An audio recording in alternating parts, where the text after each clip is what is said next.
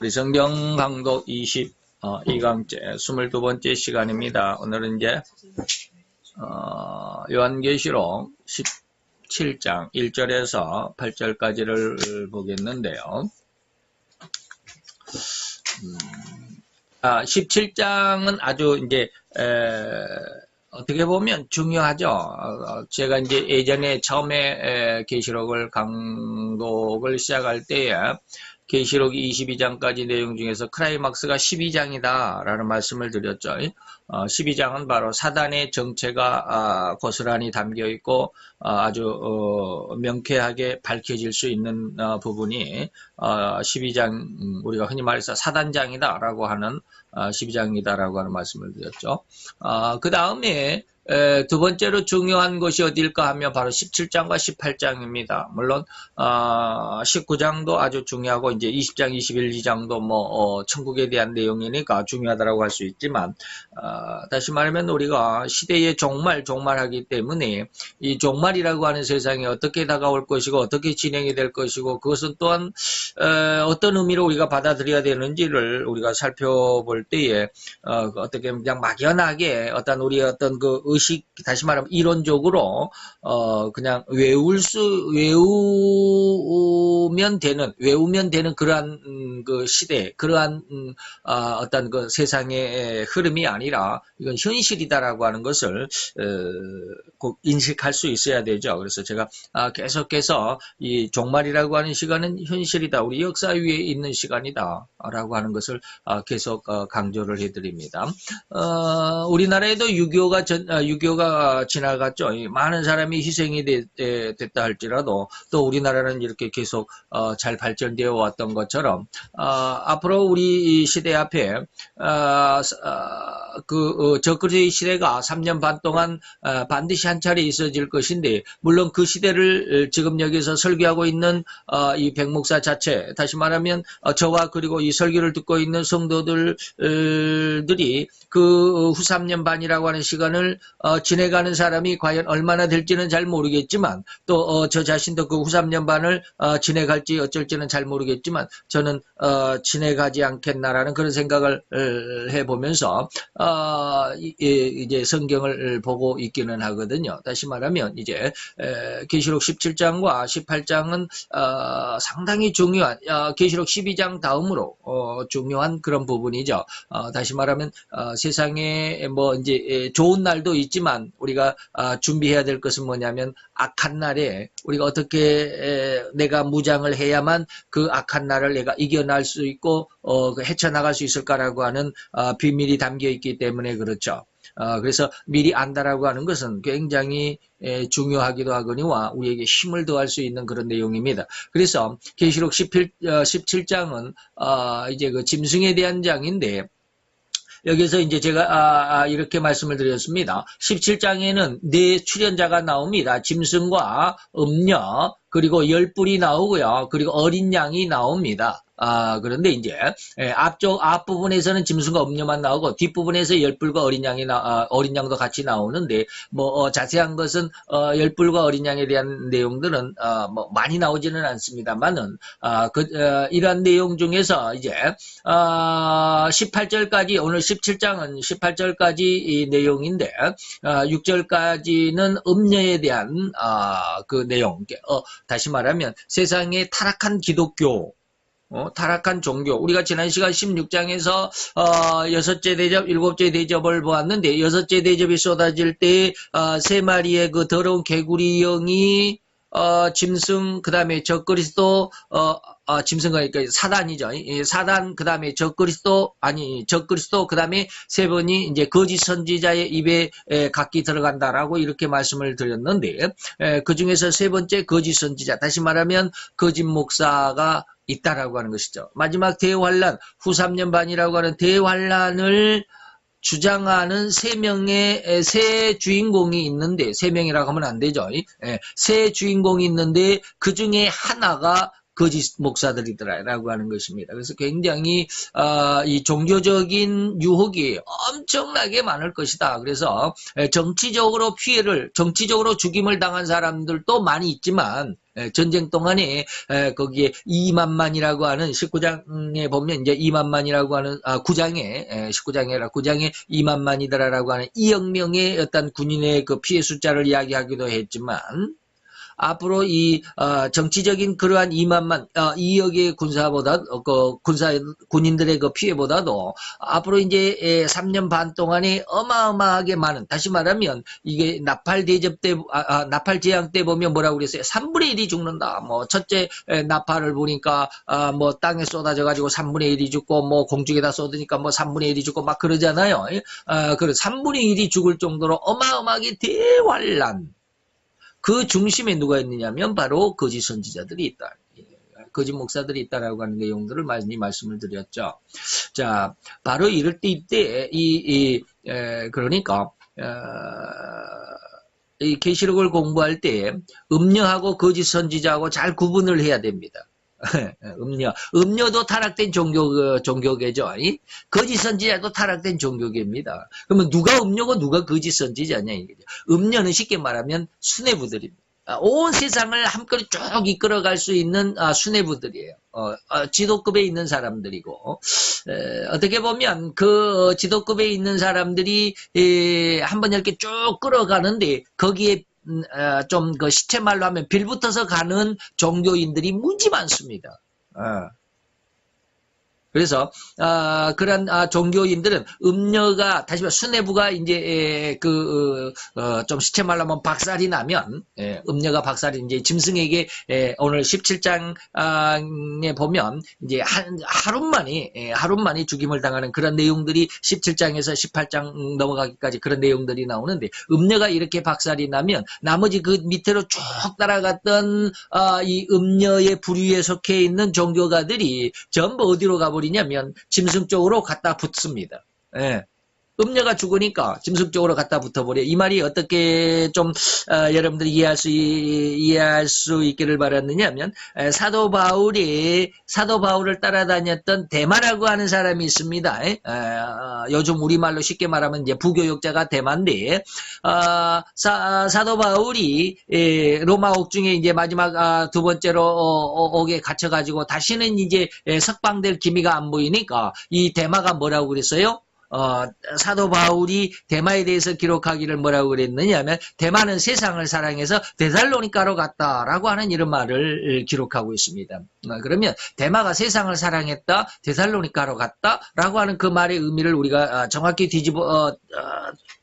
더듬어 살펴볼 수 있어야 되는데 데마는 어떻게 하냐면 사도 바울과 함께 데살로니가 교회, 고린도 교회 뭐 그리고 그 주위에 있는 교회들을 함께 동행하면서 부교육자로서 사도 바울을 잘 보필하면서 그렇게 부교육자 생활을 했습니다. 그런데 쉽게 말하면 원 목사인 사도 바울이 옥에 갇혀버리니까 이 데마는 자기는 중심할 수 있는 그런 능력과 재능이 안 되는데 앞에 이제 순회 자기가 쳐다보고 따라갈 쉽게 말하면 머리가 없어져 버리니까 갈팡질팡 어디로 갈지를 몰라요. 그러다 보니까 가만히 생각을 해보니까 데살로니가 교회가 그래도 믿음과 소망과 사랑이 아주 풍성해서 내가 바울과 함께 목회자 부교역자로서 그 교회를 뭐라 그럴까 데살로니가 교회에 조금 근무했던 적도 있고 그러니까 데살로니가 교회 교인들이 나를 알 거야. 그러면 내가 거기 가면 최소한대로 잘 대접을 해주겠지라고 하는 그런 생각을 가지고 데살로니가로 갔어요. 그런데 이러한 데마의 마음을 감옥에 갇혀 있었던 사도 바울이 능히 알고 있죠. 그러다 보니까 그 데살로니가 교회로 간 그 데마의 마음을 뭐라고 표현했느냐면 세상을 사랑했다라는 말로 표현을 하고 있습니다. 그러니까 비록 데마가 데살로니가 교회에 가서 쉽게 말하면 전도사의 사역을 하고 있다 할지라도 그 마음 속에는 세상을 사랑하는 마음이 있다라고 하는 것을 사도 바울은 들여다보고 있었다라고 하는 말입니다. 이때 중요한 말이 바로 그런 것이죠. 바로 여기에서 음녀와 거짓 선지자들의 구분이 바로 그런 것입니다. 음녀가 세상을 장악할 때는 그 밑에 따라가는 그 많은 그 종교인들이 음녀를 따라가다가 음녀가 일단 박살이 나고 나면 멸망을 받고 나면 이제 추종할 머리가 없잖아요. 그러다 보니까 그들이 새로운 왕인, 새로운 주인인 짐승을 따르게, 적그리스도를 따르게 되는데, 그게 이제 적그리스도를 따르는 그 순간부터 그들은 이제 거짓 선지자라는 이름으로, 다시 말하면 사도 바울이 대마를 세상을 사랑했다라고 표현한 것처럼 이제 거짓 선지자들을 적그리스도를 따라가게 될 것입니다. 그래서 그들을 거짓 선지자라고 말하죠. 이런 내용들을. 그래서 처음에도 저도요, 음녀하고 거짓 선지자, 도대체 이게 뭐야? 음녀가 있었는데 거짓 선지자들이 왜 나오지? 음녀가 망했는데 왜 나오지? 막 굉장히 혼란했었는데 계속 읽고 또 읽고 또 묵상하다 보니까 이게 이런 말이구나라고 하는 게 구분이 되어지더라고요. 그래서 음녀는 어떠한 종류고 거짓 선지자들은 왜 또 거짓 선지자가 있어야 되는지를 잘 머리에다가 잘 정리를 해두시기 바랍니다. 그래서 오늘 17장에서는 6절까지는 이제 음녀에 대한 내용이고요. 7절부터 마지막 18절까지는 짐승에 대해서 이야기를 하는데 짐승이 무슨 일을 한다라고 하는 그런 일들이 나옵니다. 그런데 오늘은 1절로 8절 그러니까 짐승에 대해서 약간 서론적인 것만을 생각을 해보고 오늘 공부를 마칠까 합니다. 17장은 이제 큰 제목이 뭐라 그러냐면 큰 음녀에게 내릴 심판. 그래서 이제 음녀가 무슨 일을 했기 때문에 무슨 짓을 하고 있기 때문에 하나님이 큰 심판을 그에게 내리느냐. 저 지난 시간부터 제가 이스라엘 백성들이 하나님 앞에 진정으로 선택이 됐고 그들을 하나님께서 거룩하게 다시 말하면 성민 거룩하게 구별했다. 거룩할 성자 백성민자 거룩한 백성 거룩하게 구별한 백성이고 하나님이 선택한 선민인데도 불구하고 그리고 그 이스라엘 백성들은 항상 하나님 앞에 죽도록 기도하는 삶이죠. 그들은 기도하는 삶이에요. 안 믿는 이방인들 우리들이 볼 때는 그들은 너무 기도를 많이 해요. 그리고 그들의 어떤 그 원수들에 대해서 그들을 지켜주십사. 그리고 우리가 진정 세상에서 우뚝 섰는 가장 아름다운, 그리고 하나님 세상에서 가장 위대한, 가장 강력한, 가장 탑에 설 수 있는 그러한 백성이 되게 해달라고 얼마나 기도를 하느냐는 말이에요. 그렇게 기도가 끊이지 않았는데도 불구하고 그들은 엄청나게 많은 다시 말하면 반복해서 또 반복해서 계속해서 이방인들의 지배를 받고 침략을 받고 고통을 받고 나라가 망해버리고 그러한 일들이 상당히 많이 있었단 말이죠. 다시 말하면 오늘날도 우리 기독교인들도 하나님 앞에 그렇게 기도를 하나님 앞에 나쁜 것을 기도를 하느냐. 하나님 내가 망하게 해주세요. 이렇게 기도하는 사람 없어요. 내가 완전히 그냥 깨져버리게 내가 세상에서 실패하게 해주세요. 이런 사람 아무도 없어요. 나를 가장 하나님 앞에 축복을 받기를 원하고 권능을 받기를 원하고 가장 잘 되기를 가장 성공하기를 하나님 앞에 이 축복을 누리면서 많은 사람들에게 이걸 증거하기를 원하는 그런 간절한 기도가 있음에도 불구하고 이루어지지 않는 경우가 많습니다. 이러한 모습들을 우리가 볼 때 그 음녀의 모습이 오늘 그 안에서 바로 이러한 자칫 자기중심적인 그런 기도가 되지 않을까라고 하는 것을 잘 한번 더듬어 봐야 되겠죠. 자, 그러면 17장 넘어갑시다. 재앙의 대접을 쏟아부은 이거 몇째 대접의 천사다라는 말은 없죠. 그 7가지의 재앙의 대접을 쏟아부은 7개 천사 중에서 한 천사가 내게 오더니 이렇게 말했습니다. 나를 따라오라. 세계의 큰 물 위에 앉아있는 그 악명 높은 음녀가 어떤 일을 당하는지 어떠한 상태에 있고 그래서 어떠한 결말이 되는지를 내가 보여주마 라고 하는 그러한 이제 요청이 있어서 가죠. 자, 재앙의 대접 이것은 이제 순차적인 것이 아니라 7인 재앙이 있고 난 다음에 또 나팔 재앙이 있고 나팔 재앙 다음에 또 대접 이러한 계속 순차적인 것이 아니라 반복적인 것이다라고 그랬죠. 7인의 재앙을 나팔로 다시 설명하고 또 대접으로 다시 설명하고 그러면서 다시 설명할 때마다 조금씩 좀 더 명확하고 좀 더 자세하게 그런 그 반복적이면서 상세한 설명이다라고 그랬습니다. 그래서 같은 재앙으로 그 전무후무한 대환란의 시작인 이제 대환란의 시작은 뭐요? 음녀가 멸망을 당하는 것부터 대환란이입니다. 이거 후삼년반이라고 그럽니다. 머리에 잘 기억하고 있어야 돼요. 이게 막 잘못 들으면 정신없이 들으면 이게 막 혼란이 옵니다. 무슨 말 하는지를 잘 몰라요.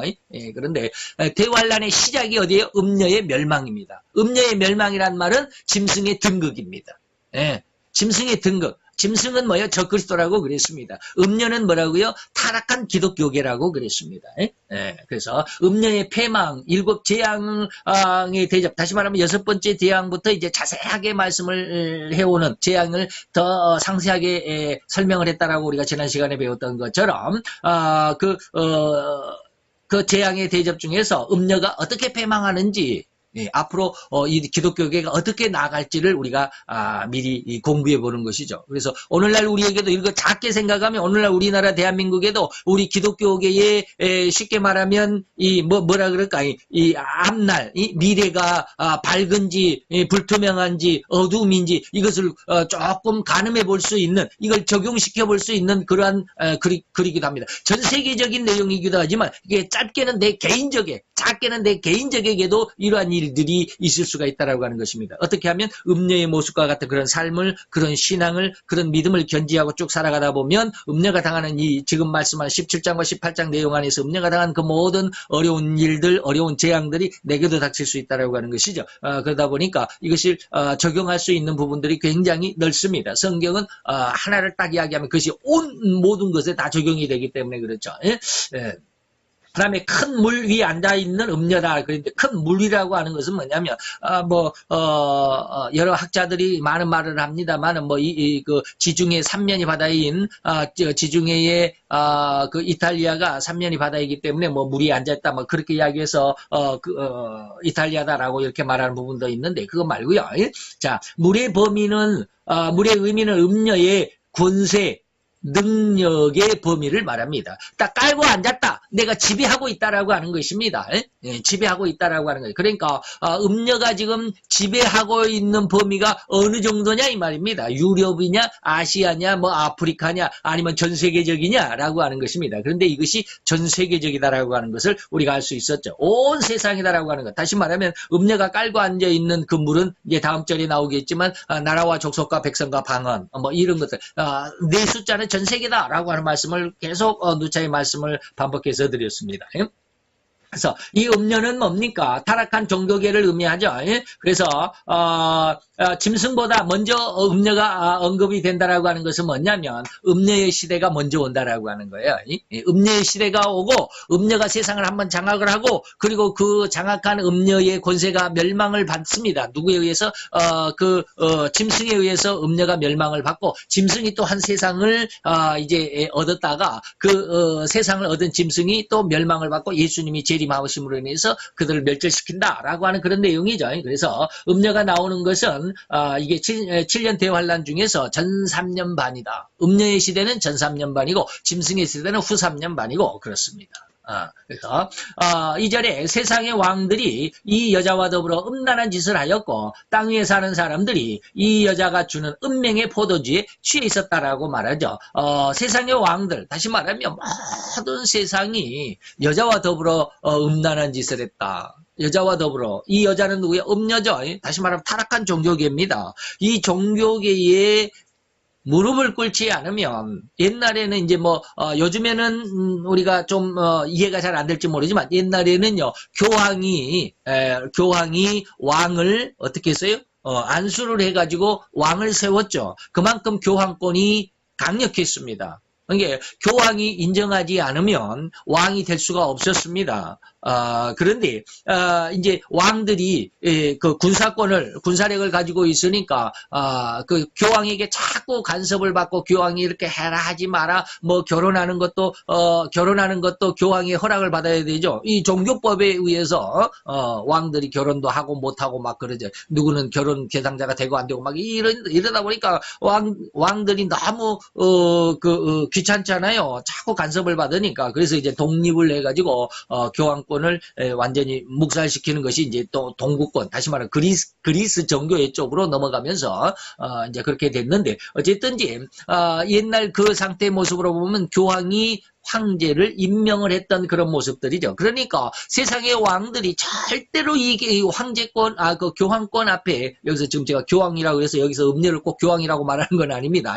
예, 옛날을 비유해서 지금 말씀드리는 거예요. 음녀는 누가 될 거라고요? 천주교의 교황이 아니면 미국이 될 수도 있고요. 아니면, 그러니까 미국은 기독교계의 대표죠. 천주교는 교황, 기독교는 미국, 그 다음에 유태교는 이스라엘. 그러죠. 이 셋 중에 하나가 음녀가 될 것은 확실합니다. 왜요? 음녀는 뭐요?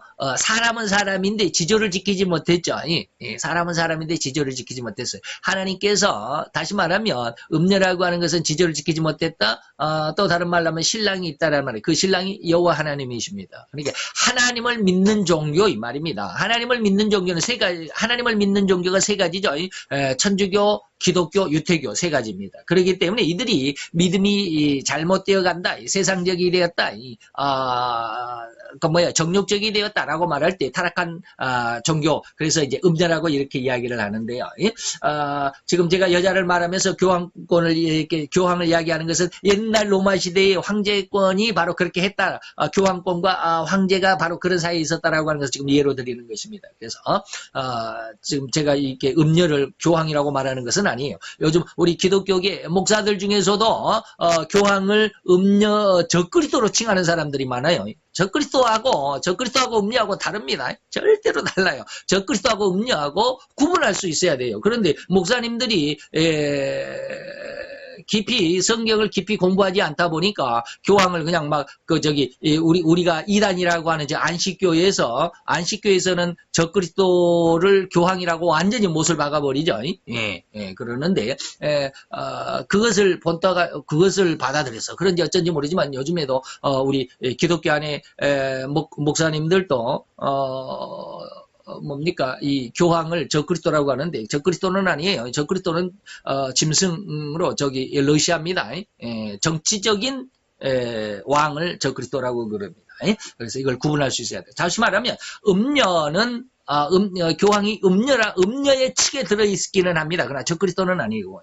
그래서 어쨌든지 예전에는 그렇게 여자의 그 권세가 너무 크기 때문에 세상의 왕들이 그에게 머리를 조아리지 않으면, 그에게 무릎을 꿇지 않으면 왕이 될 수가 없었어요. 바로 이런 의미를 가지고 있죠. 그래서 왕들이 여자와 더불어 음란한 짓을 했다라고 하는 말은 뭡니까? 하나님을 중심으로 하나님을 믿는 믿음 안에서 자기의 명예와 권세를 지켜가는 것이 아니라 아첨을 하고 막 뒤에서 뇌물을 주고 나를 왕으로 세워주세요, 나를 뭐 어쩌고 해주세요, 막 이런 어떤 자기의 이권과 명예를 얻기 위해서 갖은 어떤 그 불법과 탈법과 위법을 자행했다. 이것이 바로 그런 어떤 의미 내용이죠. 그 다음에 음란한 짓을 하거나 방금 말씀드린 그런 것이에요. 이것은 현실적으로 육체적인 것이나 실제적인 것이나 이런 모습으로 직접 남녀간의 그런 잘못된 육체의 교제가 아니라 이건 상징적입니다. 상징적이다. 다시 말하면 정확한 제 남편과 제 아내와의 관계가 아니라 다른 남자, 다른 여자, 그러죠. 그러니까 신앙 안에서 정확히 하나님을 믿어야 되는데, 하나님 은혜 안에서 내 신앙을 지켜가고 진리를 지켜갈 수 있어야 되는데, 자꾸 자기의 어떤 명예를 위해서, 자기 이권을 위해서, 세상의 어떤 성공을 위해서 예수님의 이름을 어떻게 보면 재료로 삼죠. 그래서 예수 때문에, 예수의 이름으로 내가 많은 선지자의 노릇을 했다라고 하는 그런 내용처럼 예수의 이름으로 예수님을 빙자해서 이 말이에요. 그래서 이렇게 타락한 종교계의 엄청난 재물의 힘에 굴복한다라는 의미입니다. 재물의 힘이라는 말을 여기서 제가 썼는데 이것을 이해할 수 있어야 돼. 나중에 18장에 넘어가 보면 이 음녀가 어마어마한 재산을 가지고 있습니다. 다시 말해 전 3년 반에 음녀가 세상을 장악할 수 있는 그 권세의 힘의 근원이 어디가 있느냐, 권세의 근원이 어디가 있느냐, 재물이 있습니다. 돈이 있습니다. 엄청나게 많은 돈을 가지고 있습니다. 그렇기 때문에 그 돈을 조금 얻어내기 위해서 구걸하고 아부하고 아양 떠는 그런 모습이다 이 말입니다. 그래서 이 세상의 왕들의 모습이 바로 그렇죠. 그래서 이것은 다시 말하면 하나님의 중심이 아닌 세상 권세와 이권을 중심하기 때문에 그것을 음란으로 비유했던 것이죠. 그리고 여자가 주는 음행의 포도주에 온 세상 사람들이 취해 있다. 다시 말하면 온통 교회 안으로 들어가서 잘못된 어떤 우리가 흔히 말하는 기복적인 복을 받아야 있어야 되고 복을 받는 것이 하나님을 잘 믿는 것이고 복을 못 받으면 하나님을 못 믿는 것이고 자꾸 이런 쪽으로만 몰아간다 이 말이에요. 이렇다 보니까 성도들이 교회 와가지고 가장 복 받는 대로 그냥 이 사업에 성공을 해달라고 건강케 해달라고 뭐 우리 자녀가 잘 되게 해달라고 이런 것만을 빌고 이런 것만을 기도하고 이런 것만을 위해서 교회를 나오고 이런 것이 이루어지지 않을 때는 그냥 내 믿음이 잘못됐다고 그러고 이러면 좀 곤란하잖아요. 바로 이것이 음행의 포도주에 취한 거거든요. 잘못된 진리, 하나님만을 믿고 의지하는 것, 하나님께서 세상을 창조하셨다. 하나님의 말씀이 세상을 모든 것을 주관한다라고 하면 그 말씀에 그 믿음 안으로 성장해 가야 되는데 그것은 재미가 없어요. 그래서 성경 말씀을 쉽게 말하면 옛날에는 사경이라고 그랬는데 제가 지금 이렇게 강도 가는 것처럼 이렇게 성경 말씀을 배우는 데는 별로 재미가 없는 것 같아요. 사람들이. 그래서 별로 재미가 없어요. 그래서 그냥 막 어떤 것에 인기가 있느냐면 그냥 막 기도하니까 뭐 그냥 막 이 환상이 보이고 그냥 영계가 열리고 그냥 뭐 기도하니까 무슨 뭐 병이 낫고 그냥 기도하니까 뭐 귀신이 쫓아나가고 그냥 뭐 어쩌고 저쩌고 뭐 세상에 이런 것들이 너무 좋은가 봐요. 그래서 그런 것들이 모두가 그냥 취해가지고 거기에 기적과 능력과 이적에 그래서 마태 7장 23절에도 뭐 내가 예수의 이름으로 많은 기적과 능력을 행했습니다 그러잖아요. 그런 어떤 기적과 능력이 우리가 지난 16장에서도 그랬잖아요. 많은 기적으로 수많은 사람들을 미혹하게 되는 그러한 일들이 있을 것이다라고 하는 것. 바로 이러한 모습이 이 음행의 포도주에 취해가는 것이죠. 그래서 계시록 13장 11절로 18절에 그 땅에 올라온 짐승인데 그게 거짓 선지자죠. 그가 명령하고 원하는 대로 복종해야만 이권을 얻고 세상을 살아갈 수 있다라고 하는 그런 모습이죠. 그리고 천사는 성령의 도우심으로 나를 이끌어 광야로 데리고 갔습니다. 거기서 나는 붉은 짐승 위에 탄 한 여자를 보았습니다. 그 짐승을 이제 설명을 하죠. 7개의 머리가 있고 10개의 뿔이 솟아 있었고 그 짐승의 온몸에는 하나님을 모독하는 말이 새겨져 있었습니다. 자, 붉은빛 짐승을 탄 여자인데 붉은이라고 나중에 여자는 이제 자줏빛 옷을 입었다라고 표현을 하고 짐승은 붉은 짐승이라고 그러는데 붉다라고 하는 말은 무슨 색이냐? 무신론, 하나님을 거부하는 무신론이고 또는 공산주의를 말하고요. 무신론의 대표가 공산주의죠. 무신론이면서 공산주의가 아닌 사람들도 없지 않아 있지만 또 무신론의 대표는 공산주의고 다시 말하면 이것은 피를 상징하죠. 핏빛이다. 피를 상징합니다. 그래서 에스겔서 38장 7절에 보면 붉은 짐승 다시 말하면 이스라엘의 극북에 있는 로스와 메색 러시아와 모스크바 또는 곡과 마곡이라고 하는 그 땅인데 이러한 그 로스와 메색에게 뭐라고 그랬냐? 네가 세상의 대장이 되라 라고 그럽니다. 네가 세상의 대장이 되라 라고 그러죠. 그래서 대장의 왕의 빛을 할 때 붉은색이라고도 하고 자줏빛 원래 왕의 색은 자줏빛인데 붉은색이 왕의 빛이라고도 할 수 있습니다. 그 다음에 거기 올라탄 여자 이 여자는 누구예요? 음녀죠. 음녀가 탔습니다. 그래서 짐승은 지금 태워주고 있죠. 음녀가 탔으니까 짐승은 태워주고 있는 상황이죠. 다시 말하면 아직은 타고 있고 태워줬다. 이건 전쟁하는 모습입니까? 아니죠. 이거는 아주 평화스러운 모습이에요. 그냥 나중에는 이제 등에 태워주고 있던 이 음녀를 그냥 땅으로 내팽개 쳐가지고 발로 밟고 불로 태워서 아주 죽이는 그런 시대가 이제 앞으로 조금 있다가 오겠지만 어쨌든지 지금은 화합 시대예요. 그래서 평화의 시대라고 할 수 있고 이거는 7년 대환란 중에서 뭐다? 전 3년 반이다. 음녀의 시대다라고 이렇게 말할 수 있는 것이죠. 7개의 머리라고 하는 것은 뭐냐면 첫째는 애굽입니다. 둘째는 아수르고요. 그다음에 셋째가 바벨론이고 넷째는 메데파사인데 이제 나중에 파사가 통합을 해서 파사라고도 페르시아죠. 그다음에 다섯 번째가 히랍이고 그리고 여섯 번째가 로마입니다. 로마이고 일곱째가 이제 열불 시대라고 말하죠. 그리고 이제 여덟 번째가 적그리스도인데 이 여덟은 일곱 번째에 속해 있다라고 하는 말이 18장에 나오게 되는데 어쨌든 이제 7개의 머리는 뭐예요? 여기서 지금 말씀드린 애굽, 아수르, 바벨론, 파사, 그리고 히랍, 노마, 열불 이것을 말합니다. 그리고 뿔이 10개라고 했는데 이 10개가 바로 방금 말씀드린 열나라, 열불 시대인데 바로 그 열불을 의미합니다. 그러니까 적그리스도는 어떻게 자기 혼자의 힘으로 세상에 우뚝 선 것이 아니라 열불의 도움을 받는다고 그랬죠. 이것이 다니엘서 2장에서는 열 발가락으로 나오는데 어쨌든지 이 열불, 다시 말하면 10개의 뿔이라고 하는 것은 당시 로마가 지배하고 있는 판도에서 분리 독립한 나라들을 의미하는데 오늘날에는 유럽 전역을 포함하고 있습니다. 유럽 전역을 말하고 있죠.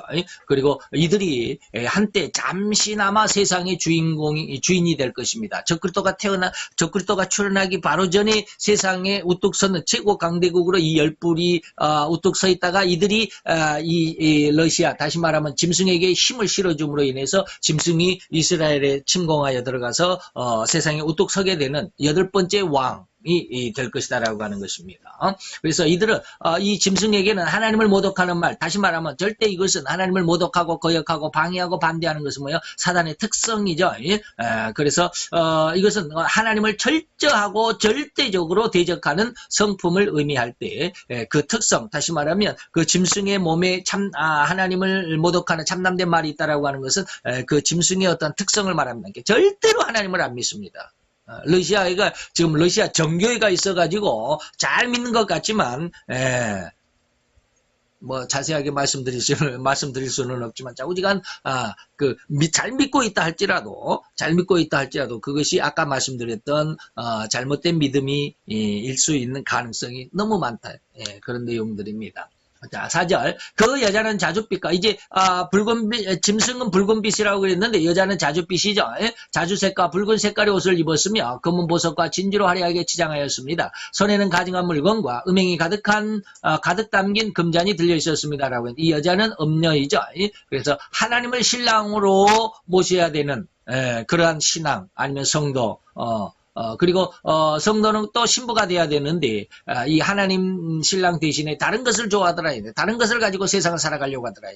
돈 있으면 세상을 살만하고 명예가 있어야 세상을 살만하고 권세가 있어야 세상을 살만하고 뭐 이런 것들이죠. 그래서 하나님을 우리가 오늘 준비 찬양에도 불렀지만 하박국의 고백이 뭐예요? 우리의 외양간에 뭐 소가 없어도 우리의 양이 없어도 밭에 채소가 없고 뭐 무화과의 나무에 열매가 없어도 나는 하나님만 즐거워하면 즐거워할 수 있다라고 하는 그런 신앙이 돼야 되는데 이 마음 중심 자체가 돈이 없으면 힘들고 어렵다. 그래서 돈이 있어야 되겠다라고 그런 어떤 마음. 뭐가 있어야 되겠다. 그래야 내가 이렇게 하겠다라고 하는 그런 어떤 모습이 뭡니까? 세상적인 마음이거든요.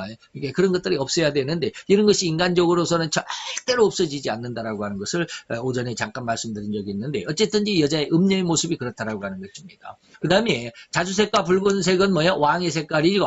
왕의 색깔입니다. 그래서 이 왕은 오늘 여기 여자는 나중에 이제 18장에도 그런 모습이 나오고 여기서 금은보석과 진주로 꾸몄다라고 이렇게 말씀을 잠시 후에 이야기를 하지만 이것이 18장에 가보면 27가지 엄청난 재물 목록표가 있습니다. 세상 전체를 다 장악하고 있다. 그런 뜻이죠. 그래서 왕의 색이다 라고 말하는 것이죠.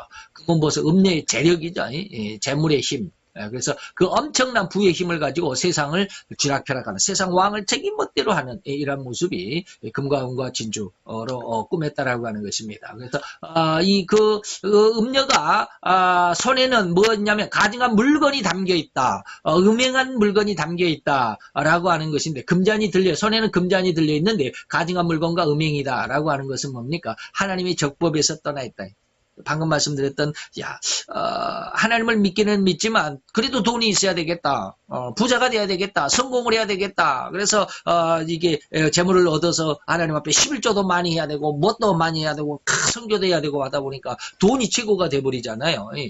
자세히 가만히 생각을 해보면 그 사람은 돈 때문에 살아가는 것이지 하나님 때문에 살아가는 것은 아니거든요. 제가 늘 옛날에 그런 말씀을 드렸잖아요. 제게 10억이 있으면 그 10억 때문에 내가 살지 하나님 때문에 사는 것은 아니다라는 그런 말씀을 드렸습니다. 이런 모습 안에서 우리가 생각을 해보면 우리가 과연 무엇 때문에 살아가는지를 잘 생각을 해보면 깊이 그리고 고민하면서 내 영혼을 탈탈 털어서 하나님 앞에 내려놓다 보면 자기 자신이 보여지게 될 것입니다.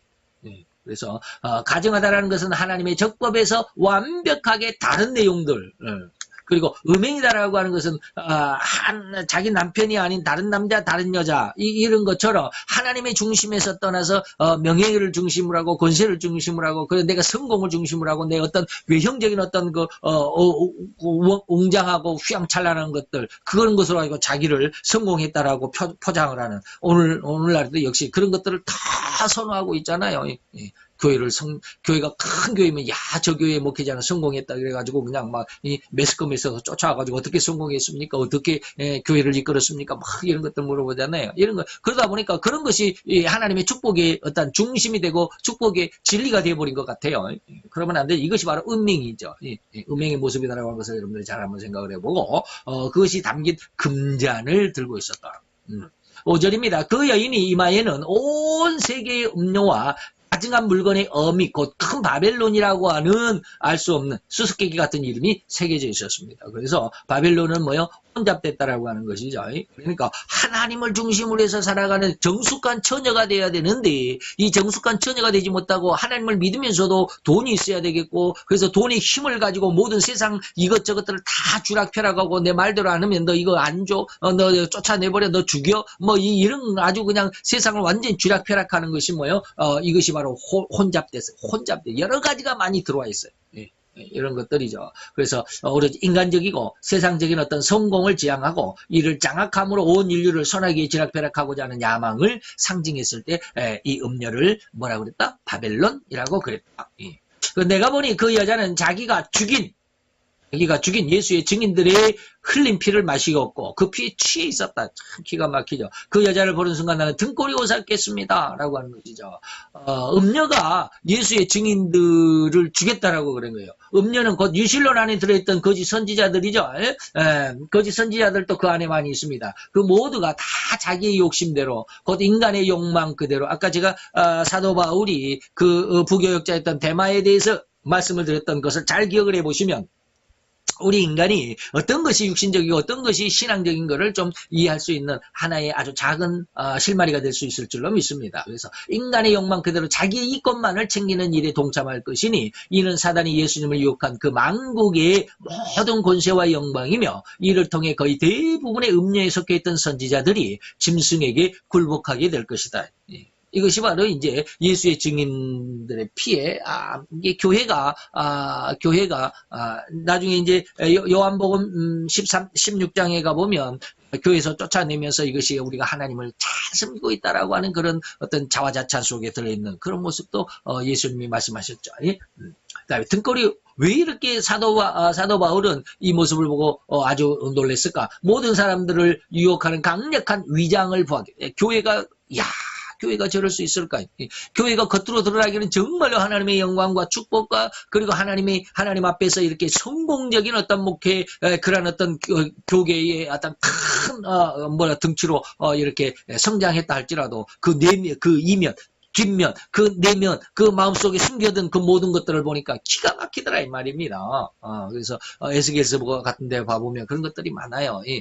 하나님이 성전을 에스겔에게 인자야 저 벽을 허물어 봐라. 벽을 허무니까 거기에 장로들과 70 장로들과 많은 그 족장들이 그 향불을 피워가지고 애굽의 애굽의 신들을 그려놓고 그 앞에다가 분향하는 그 안타까운 그 가증한 모습들을 보게 하기도 하고 에스겔서를 읽어보면 정말 가관이에요. 그런 모습들이 많아요. 이런 위장한 이 모습을 사도 요한이 환상으로 보고 기가 막혔죠. 그래서 등골이 오싹했다. 참으로 온 인류를 가장 선으로 인도한다라는 미명 아래 온갖 자기의 영광만을 추구하고 있는 음녀의 모습을 보았기 때문에 기가 막히고 등골이 오싹했다. 천사가 내게 말했습니다. 왜 그렇게 놀랐느냐? 이 여자가 누구며 또 이 여자를 태우고 다니는 이 짐승이 누구인지 내가 가르쳐주겠다. 이제 여자의 모습이 18장의 징계를 받으면서 정확하게 나타나게 될 것입니다만은 어쨌든지 여자가 어떠한 모습으로 살아가고 어떠한 모습으로 멸망을 할 것인지를 보여줄 것이고 짐승이 또 어떠한 모습으로 살아가다가 어떠한 모습으로 등극을 하고 어떠한 모습으로 멸망을 받을 것인지도 이제 계속해서 19장까지 내용 안에서 쭉 이야기해 줄 것입니다. 그래서 여자 곧 음녀의 정체 그리고 짐승으로 상징한 적그리스도의 정체를 천사가 이제 사도 바울에게 알려주겠죠. 가장 정통적인 해석을 우리는 잘 배워야 되죠. 이런 데서 잘못 배우면 이게 계시록이기 때문에 엉뚱한 잘못된 해석을 해버리면 굉장히 곤란해집니다. 그래서 제가 가끔 가다가 유튜브에 들어가가지고 다른 사람들이 계시록에 대해서 어떻게 이야기하는가를 이렇게 몇 사람 것을 이렇게 들어보는데 제 마음에 맞는 설교를 한 사람들이 거의 없더라고요. 그래서 참 많이 주의해야 될 것이다라고 하는 그런 느낌을 많이 받습니다. 그래서 정확한 정통적인 해석이 무엇인가를 잘 선별해서 유혹의 길에 빠져들지 않도록 해줄 수 있기를 합니다. 자, 마지막 8절입니다. 이 짐승은 전에는 살았으나 지금은 죽었다. 이 짐승은 뭐요? 이 짐승은 이거 음녀가 아니고 이 짐승입니다. 다시 말해 적그리스도죠. 우리가 적그리스도에 대해서는 어떻게 했어요? 죽었다가 살아난다 이 말이죠. 죽었다가 살아났다. 그래서 죽었다가 살아나니까 거짓 선지자도 이야 이게 바로 예수님의 부활을 상징한다 해가지고 우상을 만들게 하고 그 앞에 절을 하게 하고 절하지 않으면 누구든지 며칠든지 다 죽인다. 뭐 이런 내용이죠. 전에는 죽었으나 전에는 살아있었으나 지금은 죽었죠. 그리고 다시 부활을 상징하는 또 다시 힘을 죽은 것 같이 다시 살아나는 이런 모습입니다. 그래서 그러나 그는 곧 아비소스라고 하는 믿없는 이거 뭐예요? 우리 개혁판에는 무저갱이라고 그러죠. 거기에서 올라와 영원한 멸망으로 다시 달려갈 것이다. 달려간 것이다 그랬는데 가는 아니고 달려갈 것이다 라고 그러는 것입니다. 자, 이 세상이 시작되던 때부터 생명책에 이름이 기록되어 있지 않은 사람은 죽은 줄 알았던 그 짐승이 다시 나타난 것을 보고 놀라 까무러칠 것이다. 거기에 다 유혹을 받는다. 죽었다가 살아나는 엄청난 기적이잖아요. 이거는 뭐 인류 역사상 우리가 지금 현재 속에서 예수님의 뭐 죽음에서 부활했습니다. 안 믿어요. 안 믿어요. 현대 과학적인 이 현대의 시대에, 이 과학의 시대에 무슨 사람이 죽었다가 어떻게 살아나냐, 뭐 그러잖아요. 그런데 실제적으로 이 짐승이 그런 어떤 능력이 나타난다. 이게 아주 힘이 없던, 보잘것없는, 그러한 모습으로, 쉽게 말하면, 시체 말하면 저 구석에 쭈글 치고, 구석에 처박혀 있던 자들이, 한번 기지개를 켜고 일어난다. 바로 지금 러시아의 그런 상황이 됩니다. 지금 러시아가 아주 잠잠하죠. 지금 저서히 기계를 키려고 하는 그런 상황이 있습니다만은 어쨌든지 이 짐승은 뭐예요? 계시록 13장 1절에 나오는 적그리스도입니다. 바다에서 올라온 짐승이고요. 영원한 멸망으로 들어가게 될 것이다. 이 계시록 13장 1절 적그리스도는 세상을 한번 얻습니다. 그리고 그 재위 기간은 얼마요? 3.5년인데 또 날수로는 1260일이고 그가 이제 1260일을 딱 세상을 장악한 것이 아니라 110일을 깎이죠. 그래서 1150일만 세상의 왕 노릇하다가 예수님의 재림으로 쫓겨난다라고 하는 것이죠. 그래서 영원한 멸망으로 들어가죠. 생명책의 이름에 기록되어 있었다. 세상이 시작된 때부터 생명책이 기록되어 있다. 이걸 잘못 오해하면, 나는 하나님의 생명책이 기록되어 있을까? 하나님의 행위책에 내가 기록이 되어 있을까? 야, 하나님의 생명책이 기록되지 않았으면 내가 어떻게 되는 거지? 이렇게. 다시 말하면 미리 하나님께서 그렇게 하신 것이 아니라 여기에서 말하는 것을 잘 들어보셔야 합니다. 하나님이 누구는 구원하고 누구는 유기한다는 것이 아니라 이는 인간 스스로가 예수의 십자가의 대속을 믿음으로 회개를 이루어내는 그 순간, 회개를 하는 순간 생명책에 오릅니다.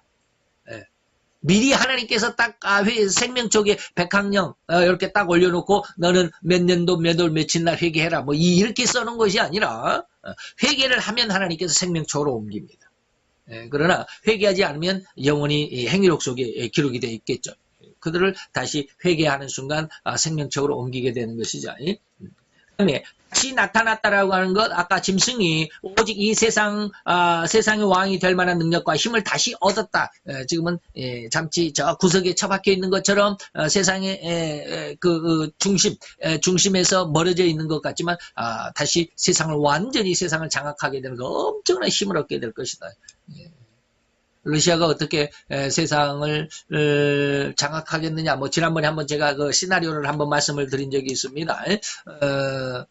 그러면 우리가 세상적으로 이렇게 보면 지금은 미국이 제1강대국이라고 하면 지금은 중국이 제2강대국처럼 보이고 러시아가 제3등 정도밖에 안 될 것 같은 그런 어떤 위세를 가지고 있죠. 그러나 러시아는 결코 무시를 못합니다. 근데 러시아가 어떻게 이 1등과 2등 앞에 두 거두를 목을 치느냐, 예, 우리나라가 그 재료가 될 수 있다라고 그랬습니다. 우리나라를 불쏘시개로 삼는 것이죠. 예, 불쏘시개로 삼습니다. 그러면 북한의 김정은이를 살살 꼬드겨가지고 한번 전쟁을 일으키게 하죠.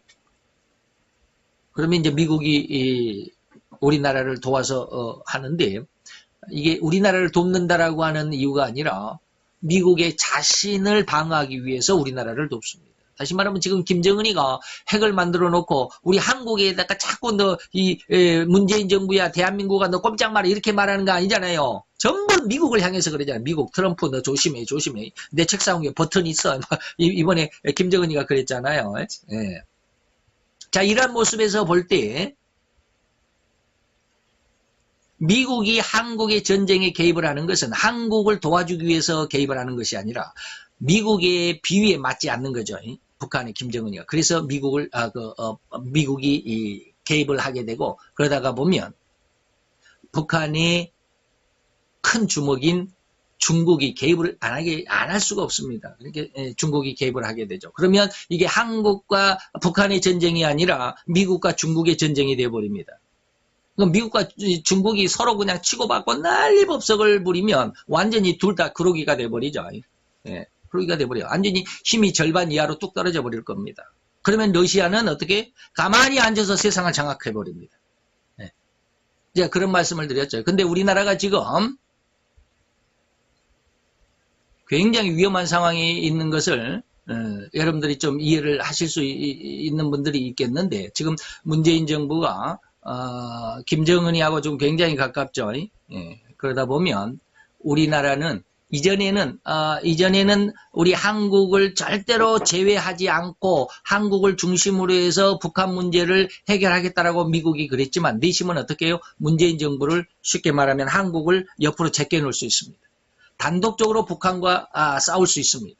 우리 한국은 이제는 더 이상은 한국의 안전을 생각하지 않습니다. 이게 뭐예요? 문재인 정부가 지금 북한 김정은이하고 지금 아주 화해 무드로 가고 있다라고 하는 것은 뭐냐면 미국을 점점 우리 한국에서 밀어내려고 하는 것이잖아요. 그러다 보면 미국은 절대로 물러나지 않거든요. 한국을 도와주어서 북한을 때리는 것이 아니라 한국은 그냥 놔두고 한국이나 북한이나 상관없이 그냥 한국을 때리는 거죠. 그러면 한국을 뭐 다쳐도 상관없다라는 뜻이 미국의 지금 입장이 될 겁니다. 그러면 제가 이제 예전에는 코리아 패싱이라는 말이 많이 나오다가 지금은 사라졌는데, 이것이 코리아 패싱이 될 수 있습니다. 우리나라 정부 한국을 생각하지 않고 북한과 함께 생각을 해버리고 미국은 곧바로 북한을 공격을 할 수 있어요. 그러다 보면 이제 중국이 공격을 하고, 그러다 보면 이제 중국과 미국이 서로 그냥 아웅다웅 하다가 그냥 완전히 초토화가 되면 러시아가 세상권을 갖게 되겠다라고 하는 것이죠. 바로 이것이 다시 나타난 짐승이 다시 나타난 이 모습을 그렇게 말하는 것입니다. 이런 모습을 우리가 기도하면서 많이 마음에 두고 하나님 앞에 깊이 기도해 보시는 시간들을 갖도록 하시기를 바랍니다. 기도합시다. 할렐루야. 주님 여호와여, 주께 감사를 드리나이다. 오늘도 주님의 사랑 안에서 아름답고 귀한 이 한날을 통해서 오늘 아버지의 우리는 너무나도 중요한 계시록에서 가장 아버지의 핵심적이라고 하는 사단장 12장을 넘어서 이제는 17장과 18장 너무너무 중요한 그런 부분을 공부해 가고 있습니다. 이때 우리 잘 공부하게 하시고 정확한 하나님의 귀한 뜻을 깨닫게 하시고 그 안에서 세상에 흘러가는 그 흐름의 역사를 바로 발견하게 하시고 바로 들여다볼 수 있도록 하시고, 그래서 어떻게 세상이 흘러갈 것이며 그 안에서 나는 어떠한 모습으로 내 자신을 지켜가며 내 자신을 또한 세워가며 내 자신을 어떻게 처신해 갈는지 잘 구분할 수 있고 대처할 수 있는 귀한 믿음과 귀한 은혜와 귀한 신앙을 가질 수 있도록 주님 역사하시고 은혜를 도와야 주시옵소서. 오늘도 주님의 말씀에 은혜와 은총을 감사를 드리며 예수 그리스도의 이름으로 기도하여 싸움나이다. 아멘.